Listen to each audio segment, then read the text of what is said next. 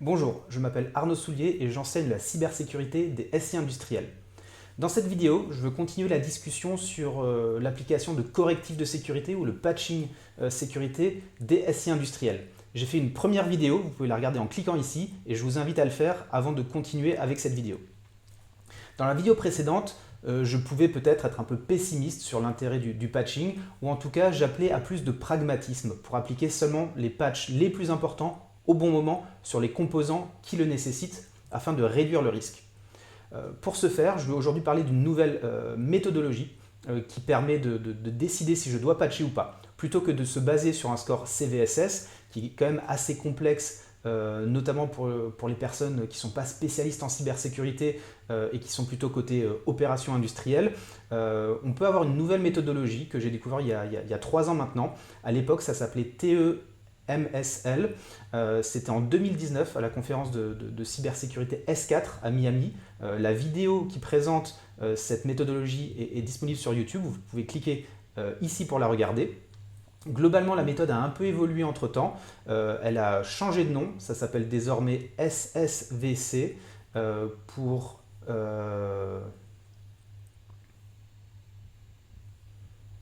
Stakeholder Specific Vulnerability Categorization.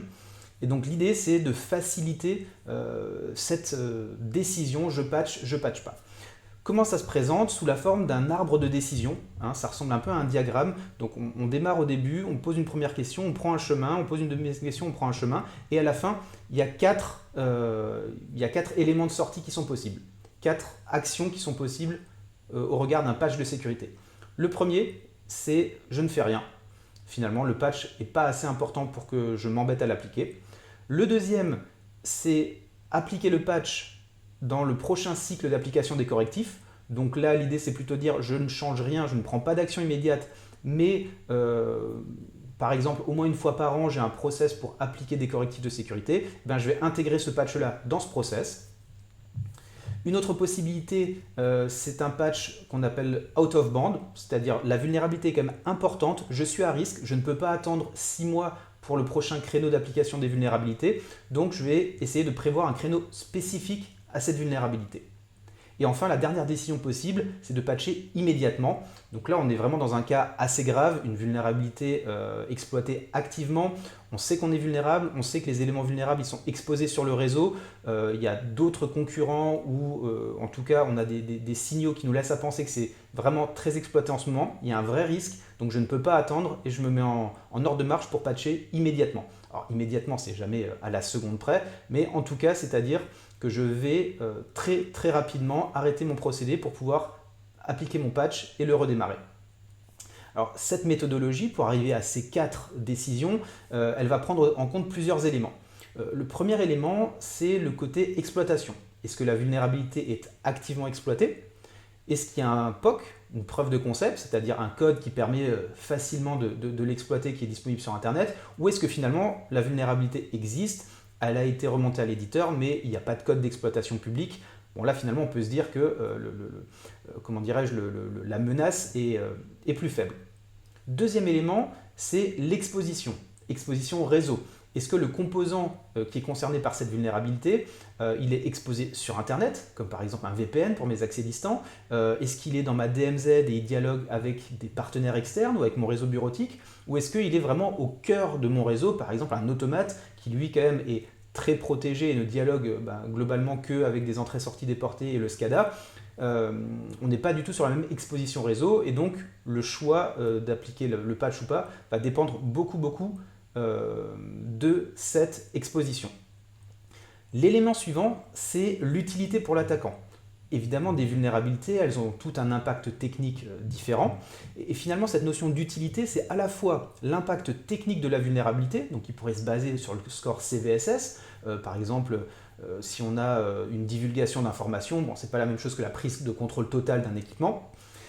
Mais cette utilité, elle va également prendre en compte des informations sur l'utilisation du composant dans mon SI industriel. Donc on peut imaginer par exemple, c'est un exemple très générique, mais un automate qui va être en charge de faire fonctionner mon procédé industriel, il a sans doute une utilité plus forte pour l'attaquant qu'un système tiers qui va faire que de la remontée de données. Donc voilà, le côté utilité de la vulnérabilité, c'est à la fois l'impact technique, mais également l'impact que ça peut avoir sur mon SI. Et enfin, l'utilité que ça peut avoir sur mon SI pour un attaquant. Et enfin, le dernier élément, c'est ce qui s'appelle Well-being and Mission Function. Globalement, c'est dire, est-ce qu'il y a un impact sur la sûreté? Voilà, est-ce que cet automate, il a des fonctionnalités de sûreté qui permettent d'éviter que quelqu'un mette sa main sur un convoyeur pendant qu'il est en train de fonctionner? Et finalement, est-ce qu'un attaquant qui prend le contrôle de cet équipement, il va pouvoir m'empêcher totalement de produire? Il va dégrader un peu, par exemple, mon procédé industriel, par exemple, ça ira moins vite ou avec une qualité un peu plus basse, ou finalement, est-ce que c'est plutôt un désagrément? C'est-à-dire, par exemple, dans certains cas, on peut dire le SCADA, il n'est pas nécessaire à la production. En fait, il permet d'aller plus vite, d'être plus efficace. Mais si on attaque mon SCADA, je le débranche, finalement, je peux continuer à produire manuellement avec mes IHM parce que j'ai du personnel sur place. Donc ça, c'est tous ces éléments et la décision à chaque fois qui va permettre de naviguer sur cet arbre de décision et de choisir si je patch jamais, ou en tout cas pas dans les prochains temps, lors de la prochaine session de patch qui est planifiée, si je planifie une session spécifique pour la vulnérabilité, ou bien si j'applique le correctif de sécurité immédiatement pour vraiment protéger mon SI industriel. Donc cette méthode, moi je suis assez convaincu qu'elle peut être très bonne et on va faire une petite démonstration. On va aller sur le site de l'ICS CERT qui publie donc des bulletins de vulnérabilité en provenance des constructeurs d'automates et des éditeurs de logiciels et on va tester l'application de cette méthodologie sur quelques bulletins de vulnérabilité récents et on pourra identifier si, on va dire, cette méthodologie, elle permet d'avoir un avis qui est cohérent avec un peu le sentiment qu'on a ou si finalement on trouve que c'est un peu déconnant.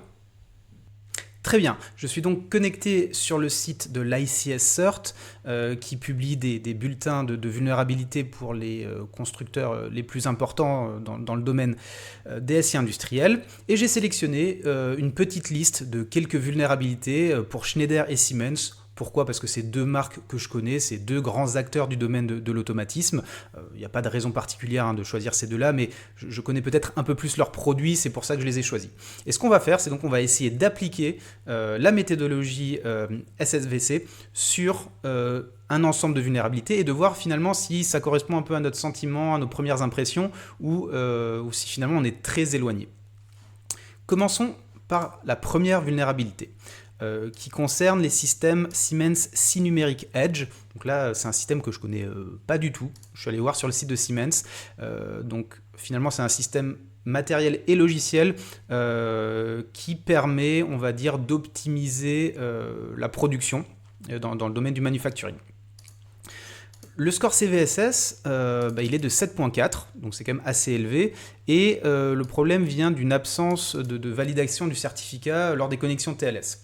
Alors comme c'est un device Edge, de ma compréhension, il va se connecter directement sur Internet, et de l'autre côté, il est sans doute connecté aux équipements industriels, donc mon sentiment, ce serait quand même que c'est quelque chose qu'on doit patcher assez rapidement. Parce que d'une part, c'est pas nécessaire sans doute à la production, c'est pour optimiser la production, donc finalement trouver un moment où patcher, ça devrait pas être trop difficile.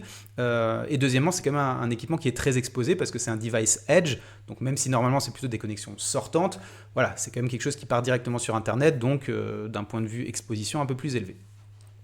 Donc pour faire plus simple que l'intégralité de l'arbre de décision, je vais considérer ici que la partie exploitation, je vais considérer qu'il y a toujours qu'elle est à none. Ça veut dire quoi? C'est-à-dire pas de POC et pas d'exploitation connue dans la nature. Évidemment, c'est une simplification. C'est une simplification pour que ça rentre sur mon écran dans un premier temps. Et deuxièmement, finalement, sur ces vulnérabilités-là, je n'ai pas accès à des informations qui me permettraient de savoir s'il y a une exploitation dans la nature ou pas. Donc, je commence mon arbre de décision et je considère qu'il n'y a pas d'exploitation.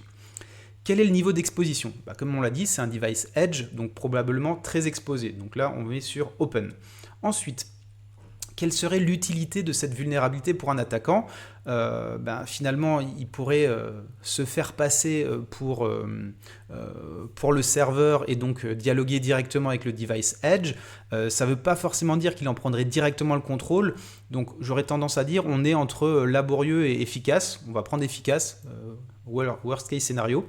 Et quels pourraient être les impacts? Finalement, ce device edge, il va quand même être connecté directement à des appareils de production, donc ça pourrait avoir un impact quand même, sans doute pas sur la sûreté, mais en tout cas sur le bon fonctionnement du SI industriel, un impact à minima, on peut considérer d'élevé. Je dirais pas forcément très élevé, mais à minima élevé. Et donc là, ça nous donne le résultat suivant, scheduled. Ça veut dire je l'applique dans mon prochain cycle de patch. Si c'est dans 6 mois, c'est dans 6 mois, pas d'urgence. Ok. Continuons chez Siemens avec une vulnérabilité sur les systèmes SIMATIC ITC. Alors qu'est-ce que ça veut dire ITC? Ça veut dire Industrial Thin Client. Donc c'est, on va dire, un petit IHM qui va se connecter à distance sur un serveur pour afficher l'interface homme-machine et permettre d'interagir avec le process. D'ailleurs, les vulnérabilités qui sont d'un score CVSS très élevé, 9.8 sur un maximum de 10. Ces vulnérabilités, elles concernent un composant libVNC, donc qui permet d'accéder à distance à des services. Et donc globalement, vulnérabilité 9.8, on peut prendre le contrôle du device. Ok, donc regardons. Donc on considère toujours que l'exploitation c'est aucune. Quel est le niveau d'exposition? Bon, on n'est clairement pas sur Open, on est quand même sur des IHM qui doivent être quand même plutôt dans le process. Donc j'aurais tendance à dire qu'on est sur une exploitation qui est soit de small, soit de controlled, si jamais ces IHM ils sont, on va dire, connectés sur un réseau de supervision qui est lui-même interconnecté à d'autres choses. On va dire que c'est, on va prendre l'hypothèse que c'est controlled. Quelle serait l'utilité de prendre contrôle de ça? Finalement, l'utilité serait quand même assez grande pour un attaquant parce que ces devices sont des IHM, ça permet de contrôler le process, donc j'aurais tendance à dire que c'est très efficace. Et enfin, sur l'impact, on ne serait pas sur un impact très haut parce que là encore, a priori, pas d'enjeu de sûreté et pas d'enjeu de reprogrammation des automates ou d'attaque avancée, mais sans doute une perturbation quand même conséquente du process. Donc là, je serais plutôt sur high. En revanche, comme l'exposition est contrôlée, on va être sur quelque chose qui est scheduled. Donc là aussi, mon patch, je ne l'applique pas tout de suite. J'attends la prochaine session d'application des patchs. Dernier exemple pour Siemens, TIA Portal. Donc ça, c'est l'outil qui permet de programmer les automates, notamment. Vulnérabilité 7.8. Et la vulnérabilité, qu'est-ce que c'est? Finalement, un attaquant qui a déjà accès à TIA Portal, s'il change des paramètres dans un fichier de conf, il peut devenir admin. C'est intéressant d'un point de vue technique. En revanche, d'un point de vue impact sur le SI industriel, si j'ai accès à TIA Portal, je peux reprogrammer les automates, je peux les arrêter. Très honnêtement, je n'ai pas besoin de devenir système sur la station d'ingénierie pour faire mon attaque plus avancée. Donc là, globalement, moi, j'aurais tendance à dire, ça ne remet pas en cause le modèle de sécurité, il faut déjà avoir accès à cette machine, pas besoin de patcher. Regardons, pas d'exploitation. L'exposition, la station d'ingénierie, normalement, elle est quand même connectée aux automates et pas à grand-chose d'autre. Donc j'aurais tendance à penser que c'est small en termes d'exposition. L'utilité pour un attaquant, alors là, j'aurais tendance à dire super effective, mais en fait, l'idée, c'est pas ça. La vulnérabilité, elle permet seulement de devenir système. Donc en fait, pour moi, la vulnérabilité, elle est plutôt dans cette première catégorie. C'est-à-dire que l'utilité pour un attaquant, franchement, ça sert pas à grand-chose. Ensuite, quel serait l'impact sur le procédé et sur la sûreté? Là, on parle quand même d'automates qu'on peut reprogrammer. Donc, on peut difficilement dire que c'est bas. Donc, moi, j'aurais tendance à dire que c'est élevé ou très élevé. Et donc, là aussi, on applique le patch lors de la prochaine session. De toute façon, la station d'ingénierie, elle n'est pas utilisée en temps réel. Donc, si elle doit être indisponible pour installer un patch et le tester, c'est tout à fait faisable, je pense. Donc, là aussi, pas d'urgence. Je mets ça sur ma pile de patch et je l'installe dans 6 mois. Passons rapidement chez Schneider, pour ne pas parler d'un seul acteur. Le produit, c'est Schneider Electric IGSS, c'est un système SCADA, donc qui permet la supervision d'un procédé industriel. Vulnérabilité très élevée, CVSS 9.8, avec un certain nombre de vulnérabilités. Globalement, l'idée, c'est que sans information préalable, on peut prendre le contrôle du système. Et le composant qui est impacté, c'est le Data Collector, c'est le composant qui va échanger des infos entre les serveurs SCADA et les automates, et également, il me semble, entre les serveurs SCADA et les clients SCADA. Donc bon, c'est un système qui est quand même un peu exposé. Il n'est pas connecté que aux automates, il est connecté quand même à tous les IHM. Donc là, on va aussi considérer qu'il n'y a pas d'exploitation dans la nature. Donc on va dire que la menace, elle elle est faible.